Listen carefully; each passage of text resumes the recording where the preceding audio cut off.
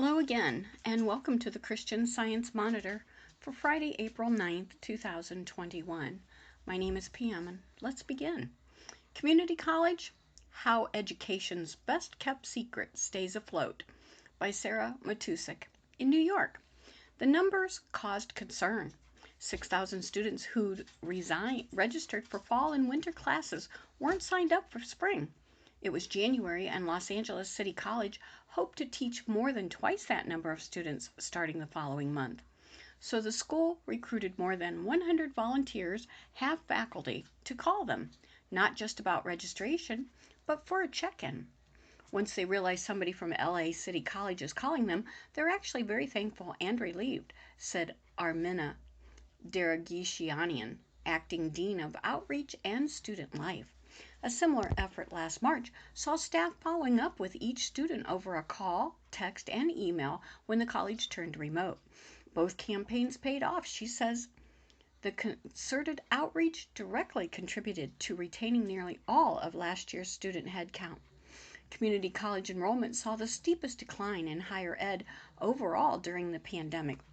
Though these schools serve as pipelines to pandemic essential jobs, administrators cite an array of strategies for keeping their mission afloat, including heightened communication, expanded affordability, and digital improvements. They say their desire to keep students committed is rooted in a spirit of solidarity. It's reminded us of why we're really here, says Dr. Deragishian of the team effort. We're here for the students and to help them succeed. A hit to higher ed. Community colleges are called the nation's best kept secret by Secretary of Education Miguel Cardona. They offer an affordable path to careers like healthcare, manufacturing, and information technology, as well as transfer opportunities to other degrees. Enrollment typically refers to credit enrolled students, though community colleges also serve many non-credit students. If you think about the role of community colleges in particular, so much of what they train people for are really essential jobs for the functioning of our communities, says Thomas Brock, director of the Community College Research Center at Teachers College, Columbia University, where he is also a research professor. Though enrollment at these schools swelled following the 2008 recession, that's so far not the case for the latest economic downturn. Community college enrollment fell by 10% in fall 2020 compared with fall 2019, 4 times as steep as the rate for higher ed overall, according to the National Student Clearinghouse Research Center. Native American and Black student enrollment at two-year public colleges dropped more than other race or ethnic groups' enrollment. Spring 2021 data, though preliminary, shows similar declines.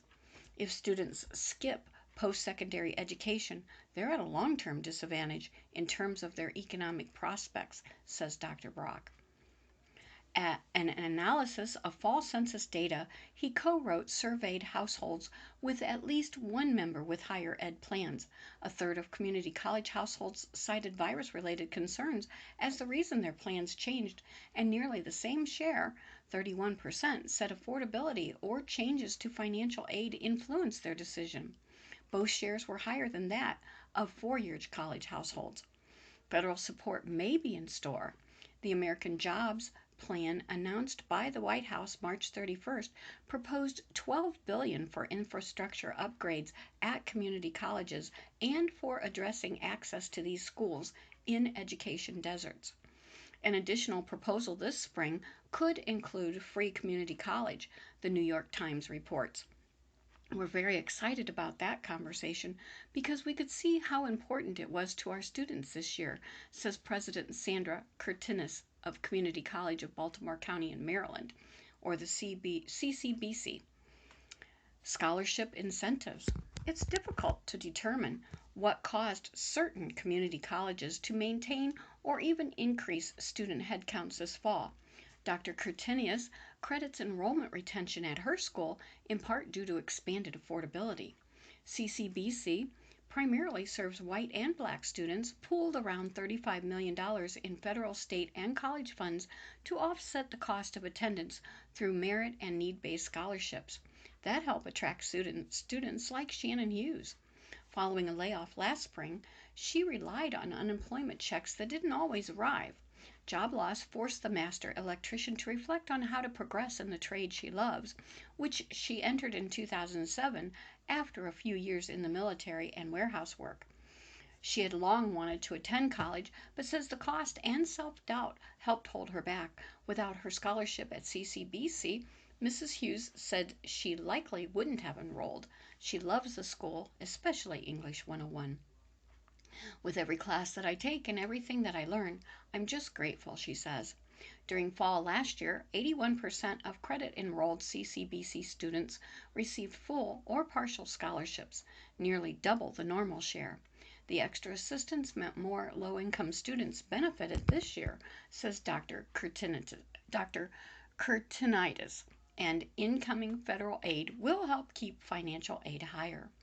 While fall 2020 saw a 2% dip in enrollment compared with fall 2019, the 17,598 head count exceeded projections this school year, says the president, and it left budget room for staff bonuses.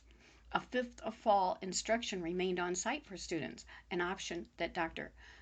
Kurtinitis says also gave CCBC an edge over campuses that remained remote. We just kept saying, online, in the seat, whichever you need, you come to us and we're going to help make sure you can pay for it, she says. Communication key. Community colleges can improve information sharing during the pandemic. An analysis of roughly 5,000 students enrolled last fall found, when asked if their school offered support services to help with pandemic-related stress, 57% said they didn't know. Schools should be tapping into all channels to communicate and connect to these students to rectify such information gaps, says Linda Garcia, Executive Director of the Center for Community College Students Engagement at the University of Texas at Austin, which published the report. The president of Los Angeles City College, Mary Gallagher, attributes her school's 98% headcount retention, comparing fall 2019 with last autumn, to heightened communication. Since last spring, says Dr. Gallagher, I needed to communicate a lot so that people had confidence in being able to get information, even when information was limited. The virtual campus launched frequent remote town halls, a centralized hotline, and counselor outreach that spanned multiple platforms. The Welcome Center, which triages call from both perspectives and current students, connects callers to resources as varied as free food and learning devices. Over half of the 14,000 plus credit student population is Hispanic Latino, and most qualify for reduced fees. Though the head count declined by a few hundred students this term since last fall, this is typical for schools in normal school years too, says Dr. Brock. Digital development. In Texas, San Antonio College, which is around two-thirds Hispanic, saw a 1% enrollment decline this school year, down to 19,231 students. An expanded tuition-free program that recruits from local high schools, handing out laptops and hotspots, and expanded student services helped, said President Robert Vela. One of the things that we want to ensure is that students are safer and better off with us than not enrolled, he says. The college, nearly all remote, also invested in professional development for faculty aimed at keeping students engaged online. The training transforms them into not just online instructors, but effective online instructors, says Dr. Vila. As part of a new normal, the community college will likely offer a blend of in-person and online education in the future. A smaller, predominantly white community college also credits multiple measures for its retention success. At Louisiana State University, Eunice enrollment shot up 5% compared with the prior fall to 3,143 students, says Kylie Smith, Vice Chancellor for Student Affairs and Dean of Students. While the college marketed its affordability and ability to offer some classes in person, it also streamlined the on-board process. Until last spring, students had to complete an in-person orientation before registering for class. We had been talking about developing an online orientation for years, says Dr. Smith, but the pandemic forced them to commit. Exploring new solutions to old systems took a team effort. On campus, he says, there's a sense that everyone is all in this together, and we're going to get through it. Our next article, Step Towards Reconciliation. France opens Rwanda genocide archives. France is opening its archives concerning the Rwanda genocide to the public. It's a move that might help the two countries improve relations. Rwanda authorities will soon release their own report, which they said will complement and enrich it. By Sylvie Corbett, Associate Press. In Paris, France's role before and during the 1994 Rwanda genocide was a monumental failure that the country must acknowledge. The lead author of a report commissioned by President Emmanuel Macron said, as the country is about to open its archives from this period to the public. The report, published in March, concludes that French authorities ignored the preparation for genocide as they supported the racist and violent government of then Rwanda President Habyarimana,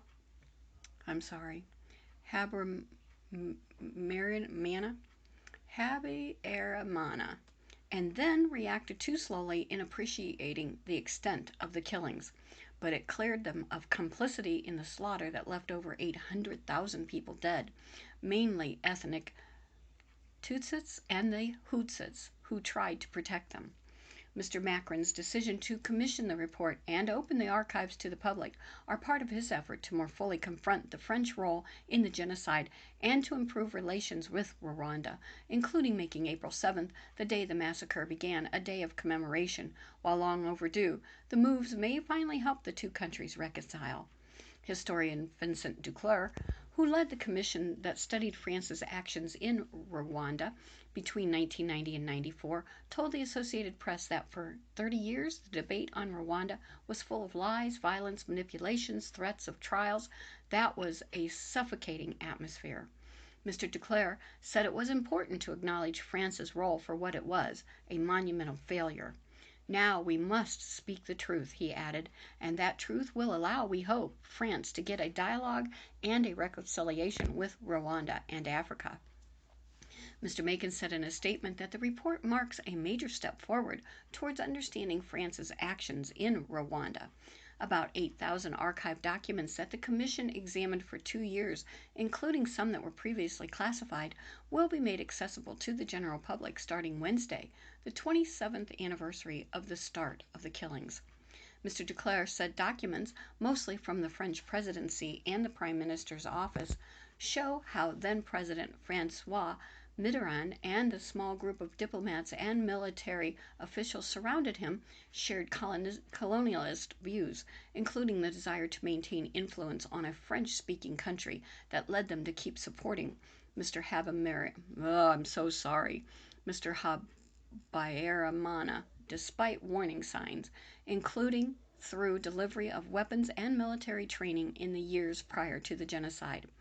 Instead of ultimately supporting the democratization and peace of Rwanda, the French authorities in Rwanda supported the ethnicization and radicalization of Mr.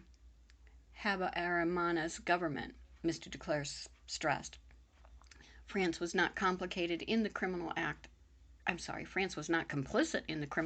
of genocide, he said, but its actions contributed to strengthening the genocide's mechanism. And that's an enormous intellectual responsibility, he said. The report also criticized France's passive policy in April and May of 1994, at the height of the genocide. That was a terrible lost opportunity, Mr. Duclerc noted. In 1994, there was a possibility to stop the genocide, and it did not happen. France and the world bear a considerable guilt. Eventually, they did step in. Operation Turquoise, a French-led military intervention backed by the United Nations, started on June 22nd. Mr. Duclerc said that France's blindness must be questioned and may be brought to trial, though he insisted it was not the Commission's role to suggest charges. The report was welcomed as an important step by activists who had long hoped France would officially acknowledge its responsibilities in the genocide. On a visit to Rwanda in 2010, then French President Nicolas Sarkozy admitted that his country had made errors of judgment and political errors regarding the genocide, but the report may allow Mr. Macron to go further. De Francis Gauthier, a Rwandan who lost more than 80 members of her family in the mass killing, welcomed it as a great document against genocidal denial. For 27 years or longer, we were in a kind of fog, said Miss Gauthier, who, with her husband Alain, founded the Collective of Civil Plaintiffs for Rwanda, a French-based group that seeks the prosecution of alleged perpetrators of the genocide. The report is clearly stating things. There also may be a shift in the attitude of Rwanda authorities, who welcomed the report in a brief statement, but have given no detailed response. They said the conclusions of their own report, to be released soon, will complement and enrich it. That's different from Rwanda's firm assertions of French complicity as recent as 2017. Relations between the two countries, strained for years since the genocide, have improved under Mr. Makin's presidency. Felicien Kabuga, a Rwanda long wanted for his alleged role in supplying machetes to the killers, was arrested outside Paris last May. And in July, an appeals court in Paris upheld a decision to end a year-long investigation into the plane crash that killed Mr. Here it is again, Habyarimana, and set off the genocide. That probe aggravated Rwanda's government because it targeted several people close to President Paul Kagame for their alleged role, charges they denied. It now appears Rwanda authorities will accept the olive branch from Paris, said Demis Kunda, head of the watchdog group Atrocytes Watch Africa, who covered the genocides as journalists. Maybe they're saying, the past is the past, let's move on, he said of Rwanda authorities. The Gauthiers said the report and access to the archives may also help activists in their efforts to bring people involved in the genocide to justice, including potentially French officials who served at the time. There have been 3 Rwandan nationals convicted of genocide so far in France, they stressed. 4 others are expected to go on trial. That's out of about 30 complaints against Rwandan nationals living in France that their group has filed with authorities. That's still very few compared to the more than 100 alleged perpetrators who are believed to live in French territory, they said. AP journalist Jeffrey Schaefer in Paris and Rodney Muhumuza in Kampala, Uganda, contributed to this report. Moving on, echoes of a police chief's service of love. In the Minneapolis trial of Officer Derek Chauvin, the city's police chief reminds the courts that law enforcement is also seeing our neighbor as ourselves by the Monitor's editorial board. Towards the end of his testimony in the trial of a Minneapolis police officer charged with killing a man during an arrest last May, Chief Medaria Arradondo offered his take on the encounter. The officer, Derek Chauvin, knelt on the neck and back of George Floyd, who was already handcuffed and prone on the pavement, for 9.5 minutes. Once Mr. Floyd had stopped resisting, and certainly once he was in distress and trying to verbalize that should have stopped, said the chief. That in no way, shape, or form is anything that is set by policy, is part of our training, and is certainly not part of our ethics or values. It is highly unusual for a police chief to rebuke an officer so explicitly. Prosecutors hope that his assessment will seal their case. For members of the public who were outraged by the incident, it confirmed their sense of injustice and may well help obtain a conviction. But it may not be the most important thing the soft-spoken police chief said on the witness stand. Mr. Arradondo began by characterizing law enforcement as a service of love. We are oftentimes the first face of government that our communities will see, and we will oftentimes meet them at their worst moments. To serve with compassion, to me, means to understand and authentically accept that we see our neighbors as ourselves. We value one another. For a society wrestling deeply with myriad manifestations of racism and disquieted by viral incidents of police brutality against Black people in recent years, those words may ring hollow. But they echo a vigorous impulse unfolding in public and private spaces to make amends and heal divides, in other words, to value one another. In Illinois, for example, Evanston has become the first U.S. city to administer a type of reparation to its Black citizens. Having established a $10 million fund 2 years ago, it is now starting to provide grants up to $25,000 for down payments on houses, mortgage relief, or home remodeling. To be eligible, residents must show that their families were harmed by discriminatory policies between 1919 and 1969. A similar effort is underway in Manhattan Beach, a community of Los Angeles County that is striving to address the legacies of its segregated past. A century ago, the area had a thriving black community anchored by a black-owned resort that hosted a vibrant interracial social scene. Spurred on by white neighbors and racist organizations like the Ku Klux Klan, the city invoked eminent domain to scatter the black residents and confiscate their land for meager compensation to build a public park. That action deprived black families of land that is now worth millions of dollars. The city council is now debating how to redress that injustice. Meanwhile, black surfers have returned to Manhattan Beach, and a notorious territorial local surf community has become the setting for racial reconciliation. Last summer, after the killings of Mr. Floyd and other African Americans, surfers organized paddle outs to gather past the break and show solidarity with the Black Lives Matter movement. It happened again recently after two black surfers faced aggression and racist taunts in the water. They organized a peace paddle on social media. More than 200 surfers showed up. There was so much peace and love at that paddle, said Justin Howes, one of the two organizers, told Sunset. Localism and locals only are terms that are really just saying no black people or people that don't live here. We proved it's shareable. Prosecution and punishment of racist violence are necessary to heal society. But step by step, the ugliness of racism is being replaced by a commitment to share humanity and the service of love. And now, Conversation Starter: Why We Mirror Speech by Melissa Moore. A friend told me recently that she had surprised herself by suddenly starting to call people baby. Her son and his girlfriend were staying with her, and she had picked up their favorite endearment. Teenage boys texting male friends use fewer expressive markers, such as emoji, but their texts to girls are full of hearts, smiley faces, and crowns. These are examples of what linguists call accommodation, the way people adapt their style of speech or texting to that of their conversational partner. Many parts of communication are subject to accommodation. Word choice, speech rate, intonation patterns, accent, these can all change in response to different interlocutors. Usually, this is an automatic process and we don't notice what we're doing. Often, too, it involves small adjustments: more rounded O's, talking to a Wisconsinite, speaking slower if your partner has a drawl. Sometimes, though, speakers will react to a conversational situation by employing an entirely different dialect or language. Linguists refer to this as code switching. When two conversational styles become more similar, the accommodation is called convergence. Linguists and psychologists claim that the phenomenon is associated with positive social outcomes. Negotiations and speed dates are more successful when the parties begin to subtly mimic each other's styles. Servers who echo the speech patterns of their customers receive bigger tips.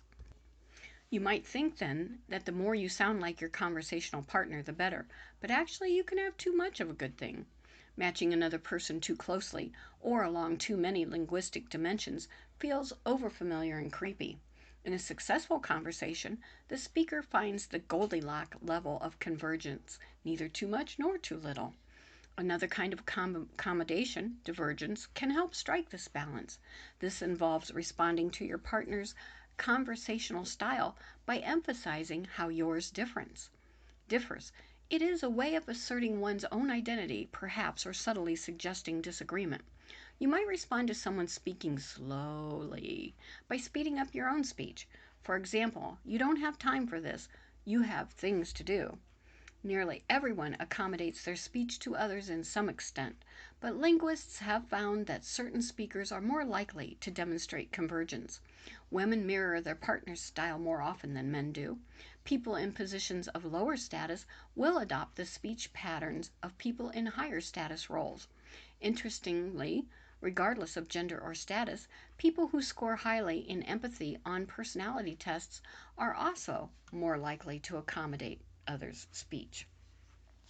Well, my dear friends, That concludes the reading of the Christian Science Monitor for Friday, April the 9th. My name is Pam. Thank you for having me in your home today. Please stay safe until we meet here again. Be abundantly blessed. And you know, I want you to do what you can do to make it a great day.